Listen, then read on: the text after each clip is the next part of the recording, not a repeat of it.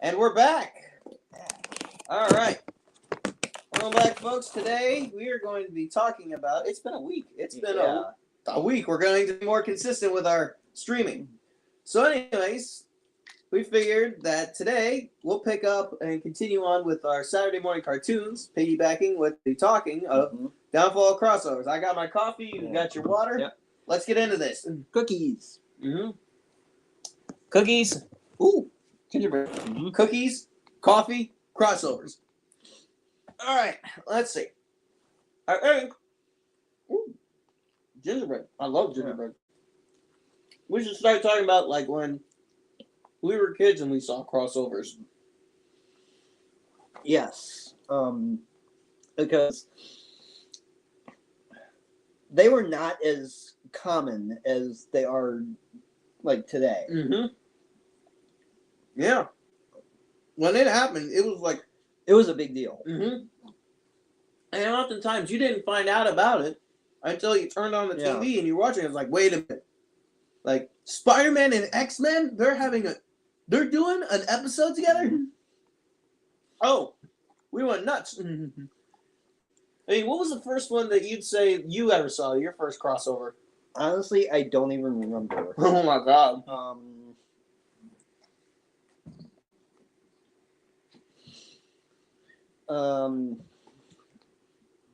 Maybe Static Shock.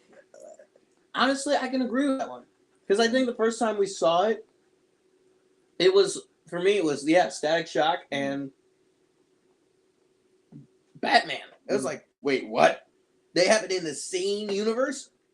Because, keep in mind, nobody knew Static Shock was a DC character. Nobody. And then they brought in, Green Lantern. Green Lantern didn't have his own show, but everybody knew Green Lantern was DC. And it was Kevin Conroy's Batman, too. It was from the Batman Adventures. Speaking of, I know you bought that from the comic book shop. Yeah, I still haven't watched it. You still haven't? So, after we were done streaming, we went to the comic book shop in our hometown. I still live in our hometown. And I actually picked up like a comic series called The Death of the Venomverse. It's fun, you got all these Venoms from different multiverse, like a big crossover sort of thing. And the thing I've noticed is that when we were kids with crossovers, it was a big deal. Now, you just look at it and you're like, Like, I've noticed it's become one of those trends where it's like done to death to the point where you're like, dude, we get it.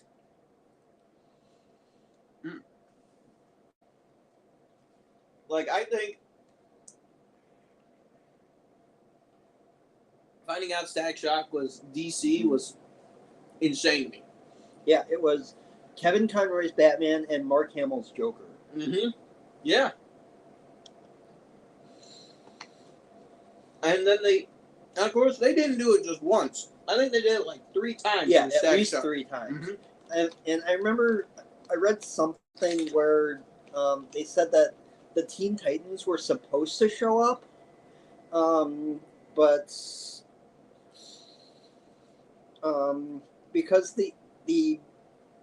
because that particular episode would have premiered before the premiere of the Teen Titans TV show, the episode ended up getting scrapped, I guess. Yeah.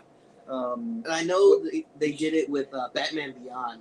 They did a crossover with Batman Beyond, which was like, and they brought in the whole time travel concept. So to us, it was like, whoa, that's cool. Which I don't know why it would even matter that the Static Shock episode would premiere before the Teen Titans show. Like, I mean, the Static Shock crossover with the Teen Titans, if it premiered before the Teen Titans, so if it was like Static Shock Part 1 crossover, and then Teen Titans would be the Part 2, people would have been like, there's a whole ass hour, the kids ain't moving. The kids are not doing anything else. Yeah, but that's also why the Justice League was used instead. Yeah. Yeah. Which, that was also a fun one, I think. I'm trying to remember, what was it? When they did Justice League and Batman Beyond. Yes. That one, oh my god. That, to me, that was like the definitive crossover. With Alec Baldwin as Superman. Oh my god, yeah. It was done so well. Like it was 100% a Batman Beyond episode. Like 100%. But they brought in the Justice League for that episode simply because of how much people knew the Justice League. And they were like, we're going to carry this through. It's like, holy smokes. And that was the Batman Beyond finale. Actually, it was after the Batman Beyond finale. Yeah, which I did not care for the Batman Beyond finale. No, like the finale was just like, but to put that cap on it, it's like, yeah, this is actually the true end of Batman Beyond. People are so much happier. But you know what I think is funny is that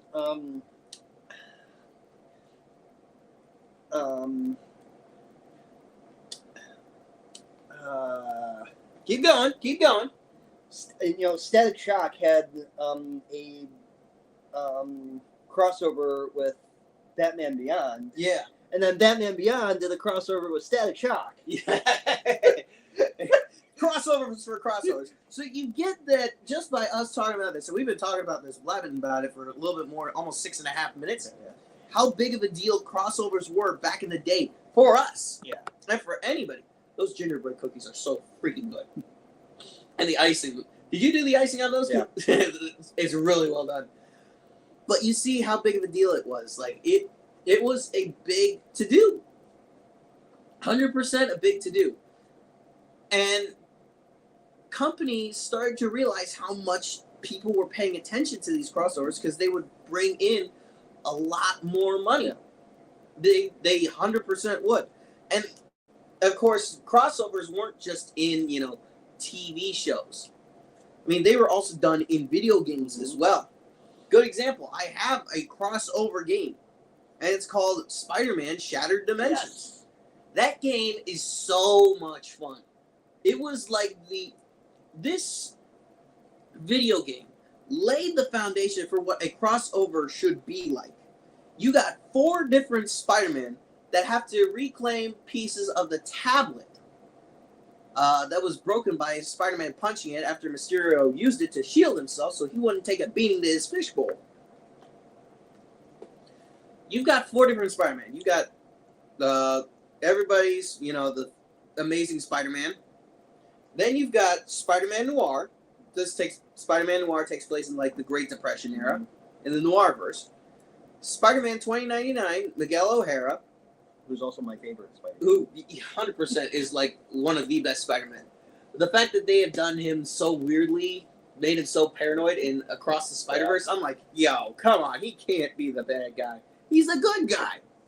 And the fact that like a lot of people like him, even Classic Man D has said like, yo, when he saw the trailer, he's like, Miguel is beefy and I am all here for it. It's like, yeah, he looks good. And then you've also got the Ultimate Spider-Man. Spider-Man for the Ultimate Comics. And this one has the Venom symbiote, but it's in control. Now, this game was fun. Like, this game laid the foundation for the Spider-Verse movies. Like, you had villains from all different realities that you had to fight. You fought the Ultimate Deadpool. That's still one of my favorite levels in that game, where it's just a Deadpool theme park and you gotta go around beating up Deadpool cronies and interns. Did you just lock me in the room? What am I, grounded? The lines for it were absolutely hilarious. Nolan North is having the time of his life. It's hysterical. It's hilarious. It's great. You've also got Green Goblin. You've got the Lizard. You've got Kraven the Hunter. You've got Electro. And you've got Dr. Octopus. And it's just all these characters from different realities. Like, they're not the ones that you remember. They're ones from each comic series run. Because each of these Spider-Man is based upon a different comic run. Yeah. The only thing I didn't care for with not just Shattered Dimensions, but also Edge of Time, which is also a great game, were the Miguel O'Hara segments, where now, as much I love Miguel O'Hara, don't get me wrong, but I don't like the freefall mechanic. Oh, the one where he's free falling. Yeah. Down? I liked that part, but that's because I was decent at it. I was like, okay, I can tweak this here, tweak this here. Heck, I even got a perfect free fall where I didn't take a single bit of damage. I thought I came close, but I avoided it. Oh, and it was against the Hobgoblin. It was fun. To me, it was a lot of fun.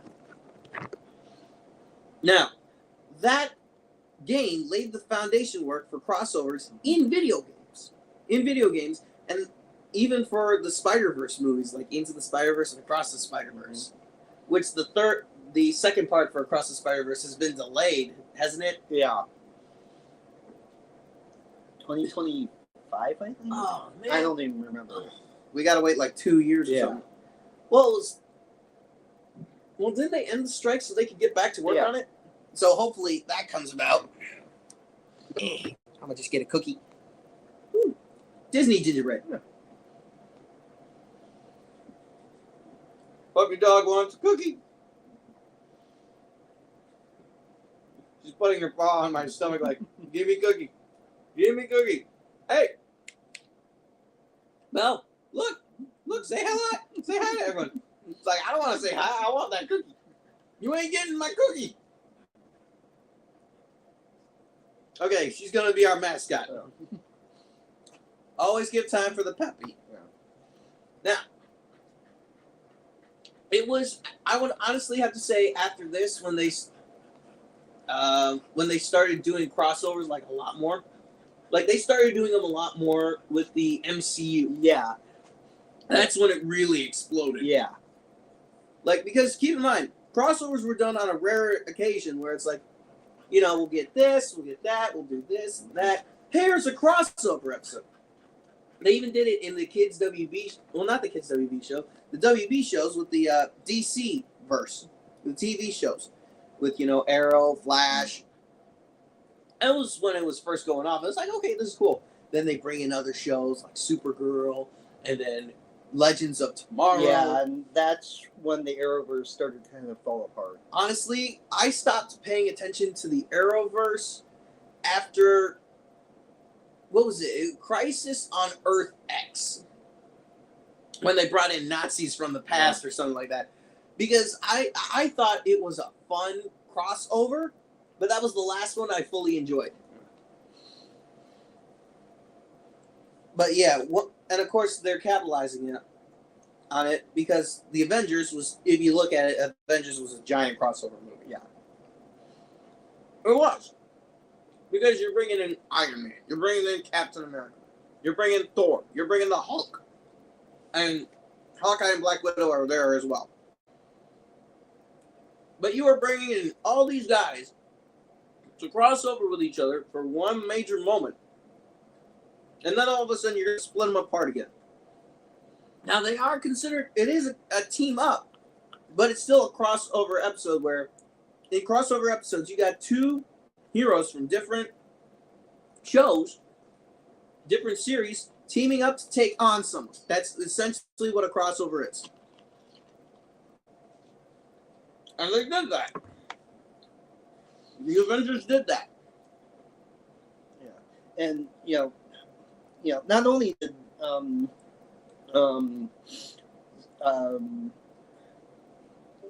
Static Shock and Justice League do like double crossovers, but also like same thing happened with Batman Beyond.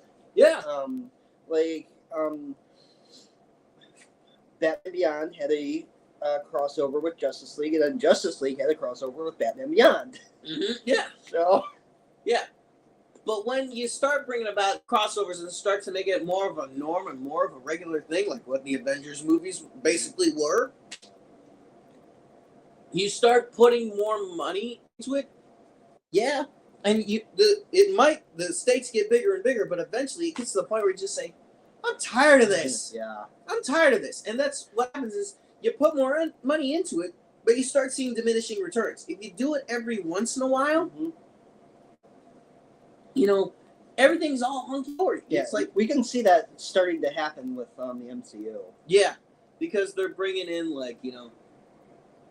different heroes from this movie and that movie. Oh, it's a team up. It's like, yes, but it's still a crossover. You're doing it every, few years, but now people have come to expect it and they're anticipating it, and it's ultimately led to a case where people are like, "We're tired of this." Yeah, and I think one of my biggest issues with not just the MCU but also like the Arrowverse too was that it's always like these big like elaborate crossovers and not enough of the smaller crossovers. Yeah. Where you just have like one, maybe two characters show up in somebody else's show. Mm-hmm. Yeah. Like that's what I wanted to see from the Arrowverse. Mm-hmm. But of course, they've started to get more and more elaborate to the point where now, if you want just that crossover event where you just want to see like, I just want to see these episodes. You can't. You literally now have to get every single series. Yeah. In order to watch the entire event of a crossover. Yeah, and I think that's probably what made the Arrowverse so hard to like get into. Yes, because you would be watching it for one show, and all of a sudden, hey, this has happened. This thing has happened, where it's like, oh, so the other shows are in it on this. Yeah, and each part of the crossover is in their show. Okay, so you're telling me I have to get every single show in order to see every single part of this crossover. Yeah. Because I know you guys have left out some details on the recaps. Yeah. And to me, that's just not fun anymore. Yeah. Like, it gets to a point where it starts to feel more like homework. It really does. And if there's one thing I'm not a fan of, it's homework. It's homework, plain and simple. I like my shows like I like my homework. To be as simple as possible. Yeah, so that's why like whenever we do get like an original like story that's not trying to set up a franchise, not being any kind of crossover, it's just a simple one-off story, like I'll do my best to go out and support it. Yeah, exactly. Like, good example. If you want to take a look at a crossover that was done well, if you just want to see that crossover, Into the Spider-Verse is honestly a good one. Because you're bringing in Miles Morales, a lesser-known Spider-Man. Well, he was lesser known in the day, but now everybody knows Miles Morales. Yeah. And you're bringing in Ghost Spider. You're bringing in the original Spider-Man. You're bringing in Spider-Man Noir. You're even, for some people, this is the first time they are hearing of Spider-Ham. Yeah. Where we're just going to present this character. It's like, well, where's Spider-Man from? Well, he's from a world where it's animals. And it's the Marvel heroes if they were animals. It's like, okay, that sounds wacky and silly and goofy. And that's all you need. You don't need to see other past issues to bring it up. It's just, no, this is a one-off. Here's where the whole thing happens. And so with Across the Spider-Verse, no, not Across the Spider-Verse, I'm sorry. Into the Spider-Verse, it's just its own thing. But everyone has said it's the best Spider-Man, animated Spider-Man movie they've ever seen. And now you've got other people trying to capitalize on that, crossover scenario. Yeah. But what they got to do is you got to bring in characters that people have a rough idea where you don't need to build them up. You just bring in the character. You don't have to set up another show for them to lead up to this crossover. You just bring them in. You bring them in without question. I mean, for God's sakes. They brought in Nick Cage as Spider-Man Noir for Into the Spider-Verse, and I'm still having fun thinking about that. It's like, wait a minute, Nick Cage was Spider-Man. That was funny. That was funny to me. But yeah, I would have to say the best way for these crossovers to come back is to just have them be their own standalone thing. Don't build up to it. Just have it be its own thing. You're going to see there are more people invested in that because it's like, oh, this is a starting point for everybody. You don't need to know about the characters. You could know a little bit about their backstory, and that's it. You just jump right in. It is 0.0 on the timeline. Sweet. Great.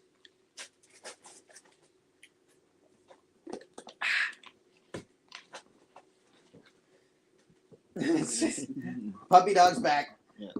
But yeah, and also do them less frequently. Right. Why do you have to put your paw on my nuts? I think she's mad I'm not giving her attention. Yeah. Do them less frequently. Yeah, like don't give us a timeline where it's like, oh, once every 3 years we're gonna do an Avengers thing. No. The nice thing about the first Avengers movie, people had a rough idea it was coming, they just didn't know when. Right. And that's what made it so fun. Like, oh my god! Like it's just kind of, it was there, but it wasn't quite there. If you get my drift. Yeah.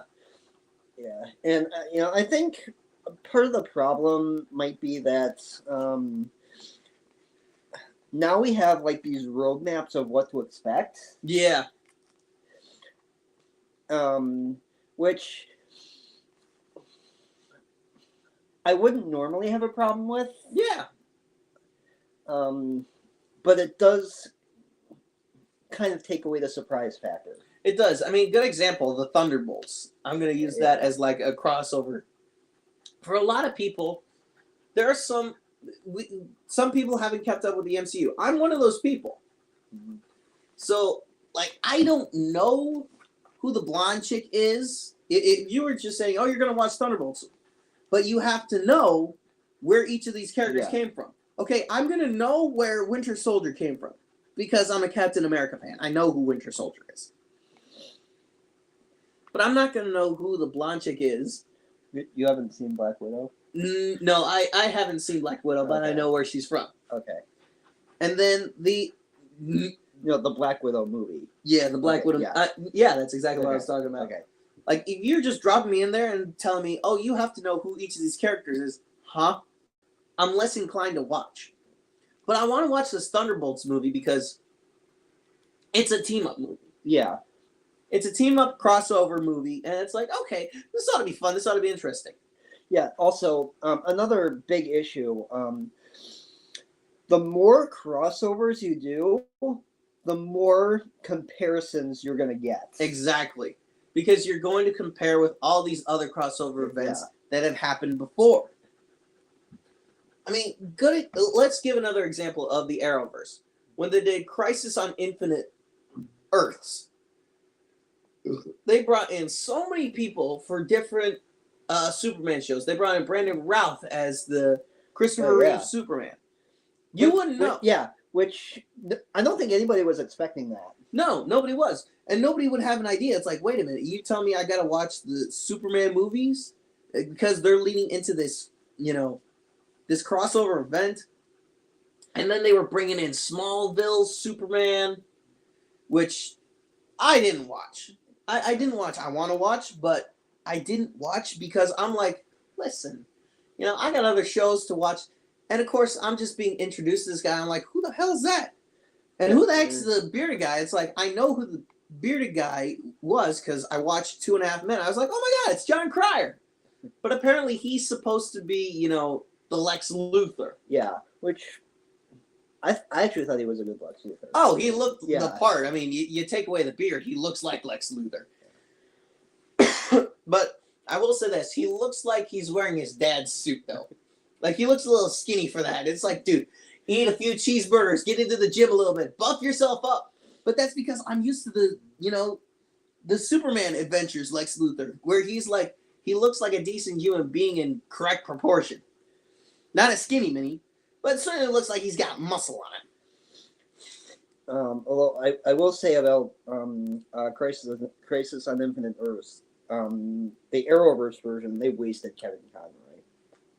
Yeah, that's what I heard a lot of people say. Like they tarnished Kevin Conroy's Batman. Yeah, and it's like, because apparently a lot of people said like it was to push a message. It's like, no, I don't think it was for a message. I think it was just plain and simple.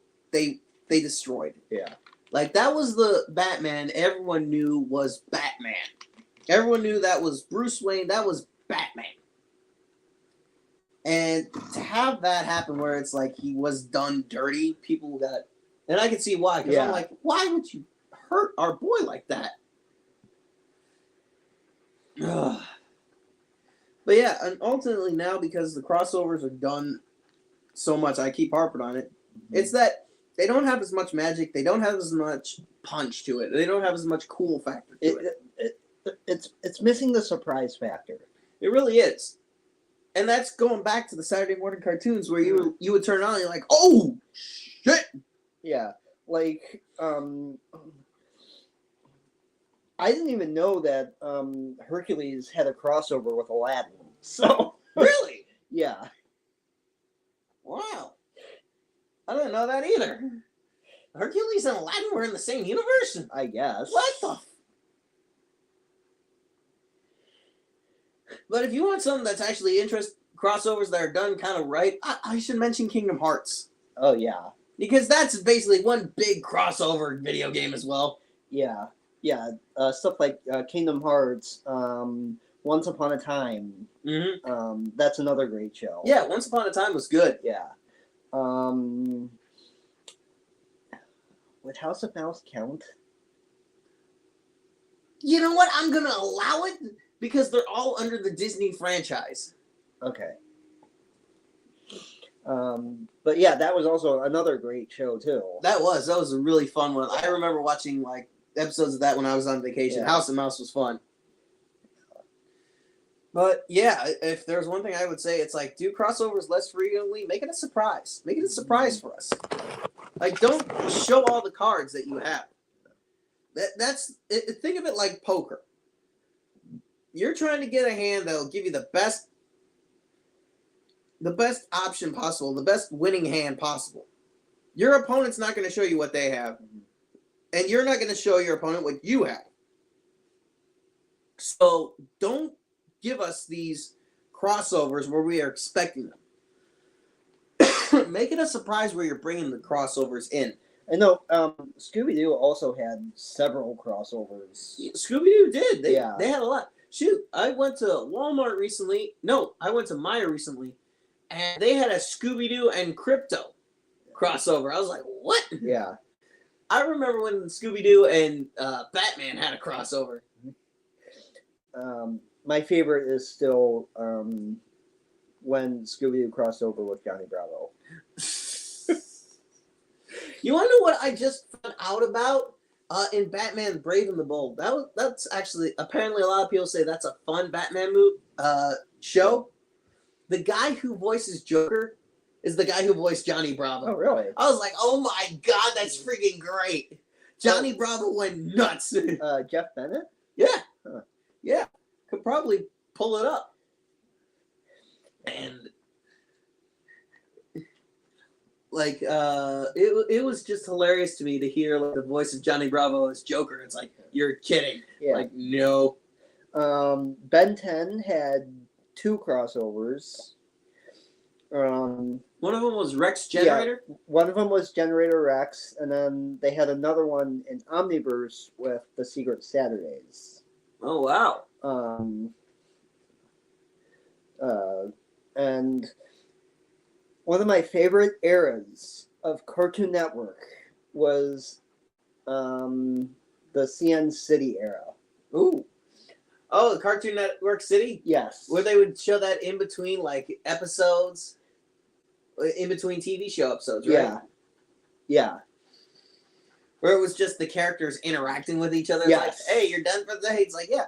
Yeah, stuff like that where it's Yeah. just, you show that they're all together, but it's just like, oh, shoot, they're interacting with each other. Like little stuff like that. Yeah. That's actually pretty cool. Yeah. One of my favorite episodes of Scooby-Doo Mystery Incorporated is, did you ever watch that show? Scooby-Doo Incorporated. Scooby-Doo Inc. I don't know. Is that the one that goes, what's new, Scoob? No, that's what's not, new. Yeah. No, I didn't. It's a little bit, I guess it's a little bit darker than the other Scooby-Doo shows.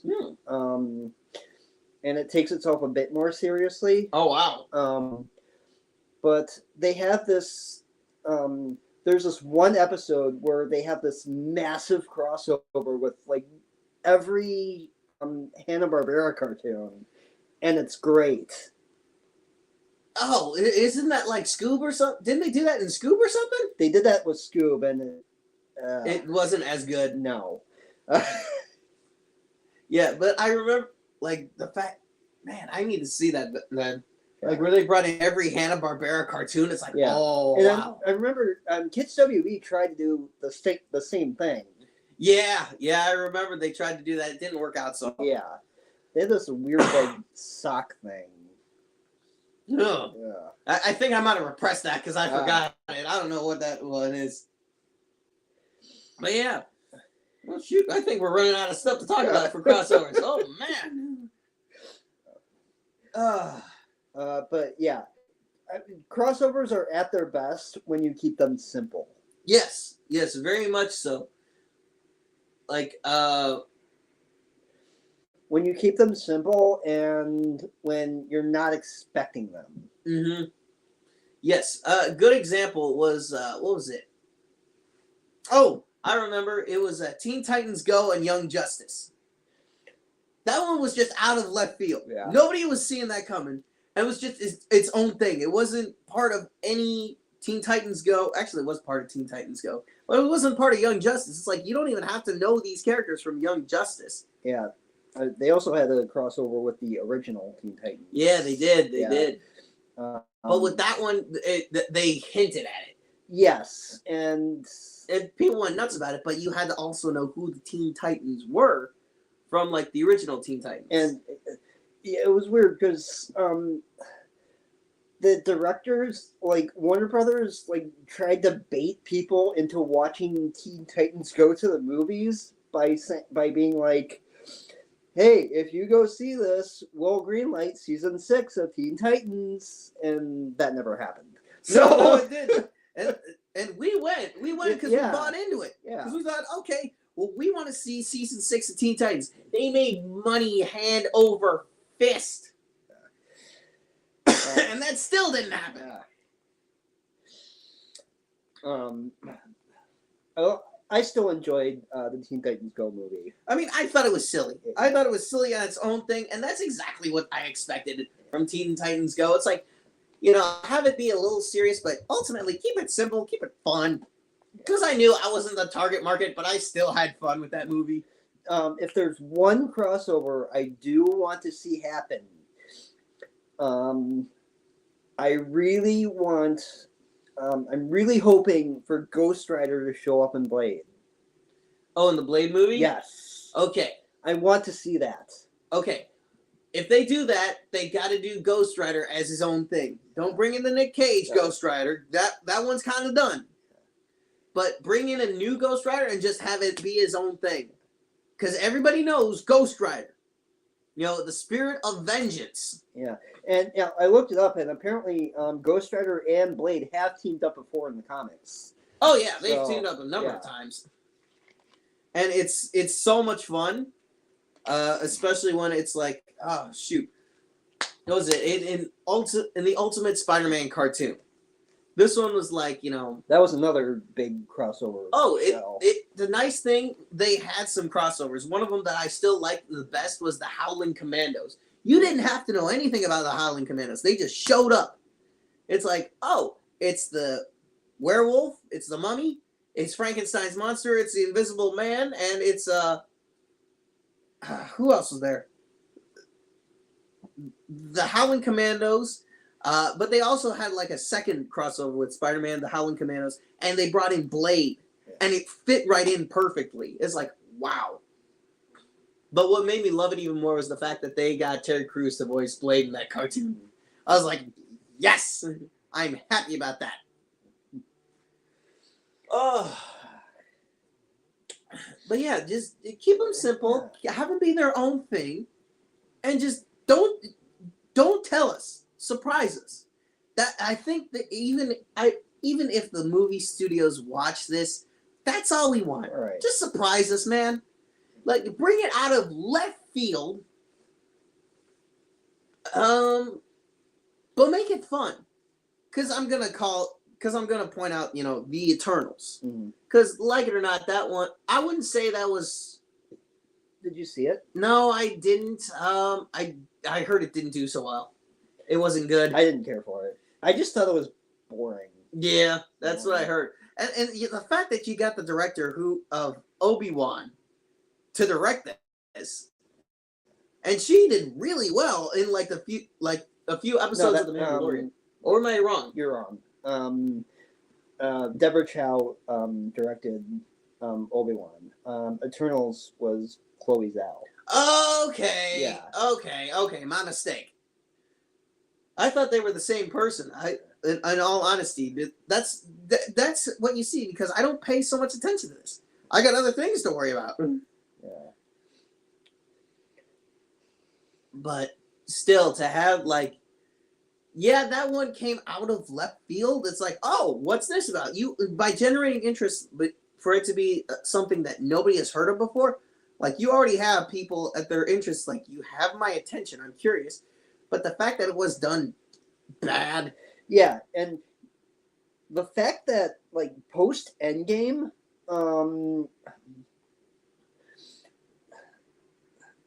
we only had like 2 original like MCU movies. Yeah. Was it 2 or was it 3? I'm trying to remember. What were they? Eternals. We had Shang-Chi. And Shang-Chi, Eternals. I think that might be it. Yeah. Yeah. So we only had 2 original MCU movies. The rest of them were all sequels. Yeah. Yeah, they were. Yeah, they were. Because Black Widow was a sequel to Civil War. Yeah. Which should have been a standalone thing. It should have been like, because people were going nuts, like they wanted a Black Widow movie. Yeah. It's funny. It's, even Jon Favreau in his commentary for Iron Man 2 is like he compliments Scarlett Johansson on her performance, and it's like, and even he wanted to see a Black Widow movie. Yeah. So. When you got people that want to see a Black Widow movie and you don't get it until after they killed her off, oh, we were mad. We were so mad. But it's still, the Black Widow movie was a way to bring in Red Guardian. Yeah. Also, you do a Black Widow movie and you don't make it about Budapest? Right! They dropped all these hints all the way up to Endgame about Budapest, and you don't have it be about Budapest. Here's the target. You missed it. You missed it. You could try and do it over, but guess what? Money's not going to be there. Money's not going to be there. Oh my gosh. We've been talking about this for 38 minutes. Oh my gosh. Let's see. What do you think would be a good crossover? Would you want to see your next crossover? Should it be like a TV show episode? Honestly, I think crossovers work better on TV. I would have to agree, because when they do it in movies, it like you have to build up the parts leading up to it. Whereas in a TV show, you could just right there. Yeah. So I think I don't watch the cartoons now, so I'm like, man, what do you do? Yeah. I remember another pretty another big one was when Jimmy Neutron crossed over with Fairly OddParents. Yeah, that one was wacky. Yeah. That was wacky. Like, to see Fairly OddParents in 3D or something like that, was like, oh. Yeah, Fairly OddParents went 3D and Jimmy Neutron went 2D. Oh my god. Oh, I got it. I know. Let's Go Wild. Oh, yeah. I know it would be a really good crossover. Okay, now hear me out on this. This happened in the comics run. For this series. Invincible time jumped and portal jumped to Marvels, the comic book Marvels. And they even referenced that once Invincible got back to his time, that Spider-Man was there. Like you see on the back of Invincible's boot, there's a web, and the portal closes behind the web, cutting it off. But how awesome would it be to have Invincible just show up? Just plain old show up in the MCU for like like a scene, like not even for like an adventure, just a scene where he's in. Yeah, like even like going back to like phase 1 of the MCU. Mm-hmm. Nobody was expecting Nick Fury to show up in Iron Man. No, nobody. And nobody was expecting Thanos. No, nobody. And that's part of the surprise factor for these crossovers. Like, yes, you could build up to something, but if you give us enough out of left field that we're not expecting it, you're gonna have us hooked. Yeah, you're gonna have us hooked if you make it a surprise and do it well. That's all you got to do. Like,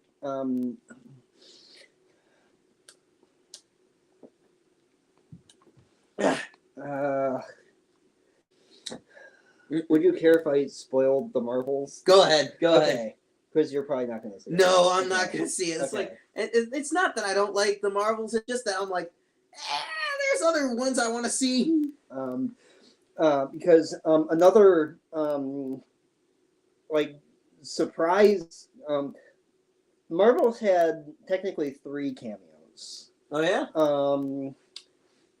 They had Beast show up at the end. Yes. At Kelsey Grammer's Beast, right? Yes. That's fun. Valkyrie shows up. Ooh. Yeah. For like maybe like 10 minutes. And then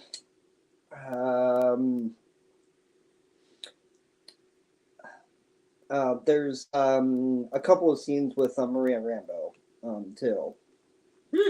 Okay. Yeah. And at the end of the Marvels, spoilers if you haven't seen it. Mm-hmm. At the end of the Marvels, Monica gets trapped in another reality. Oh wow! After closing some kind of a portal, and she runs into Beast, and she runs into her mother. Oh shit! Yeah. But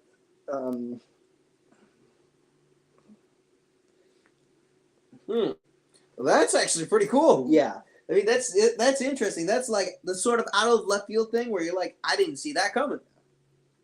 Yeah. Although one franchise that I would say actually does surprise crossovers right is Deadpool. Yes, absolutely. Like in Deadpool, they brought in like the X-Men, and we knew Deadpool was part of the X-Men anyways. Yeah. But to bring out Colossus, I was like, oh, this is fun. Yeah, Colossus and Negasonic Teenage Warhead. Yeah. And Deadpool, and Ryan Reynolds said it best. What the shit? Sounds like a cover for a boy band or something like that. And that's exactly what it was. That's how Negasonic Teenage Warhead got her name. From like a band or something like that. Just like a play on like boy bands or something like that, trying to be edgy and cool. It's like, that's lame. So you're bringing in a mutant that not everybody knows, and you're just being like, yeah, she basically is kind of awesome. Yeah. And now, like, for Deadpool 3, they're bringing back Hugh Jackman. So... Yeah, exactly. Like, and you knew that they were going to bring back Hugh Jackman. Like, you were praying, and when Ryan asked Hugh, it's like, hey, Hugh, you want to suit up one more time? Yeah, sure, Ryan, whatever. Yeah. That just made it so nonchalant. Yeah, also, like, I don't think these media outlets reporting everything helps either. Me outlets? No, media outlets. Oh, media outlets. Okay. Yeah. Yeah. Like, where they're going to report, like, this, that, the other. It's like, stop. That's unnecessary. Yeah.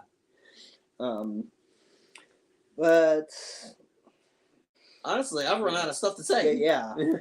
Okay, so I guess this is a little shorter video. Yeah. But what should we talk about next week? You got any ideas? Well, let's see. We talked about Saturday morning cartoons. We talked about crossovers.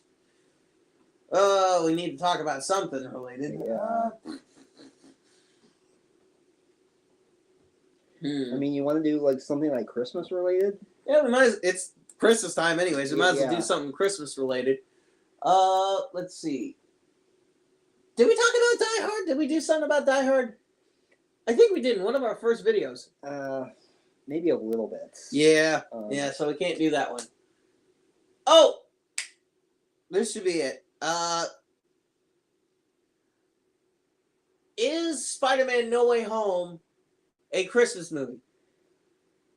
Okay. We could probably answer that like now. Yeah. Because, and I say that because they bring in like a Christmas tree and a Santa, and towards the end it takes place around Christmas time. So I'm like, why don't we talk about like holiday movies? Yeah.